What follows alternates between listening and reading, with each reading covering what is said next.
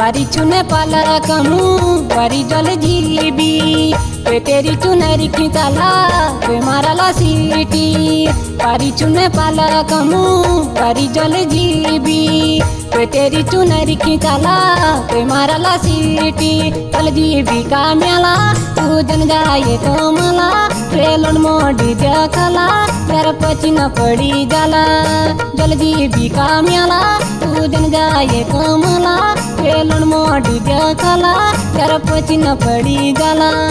चल जीबी का मेला तू चल जाए कमला ट्रेलन मोटा देखला यार पछि न पड़ी जाला।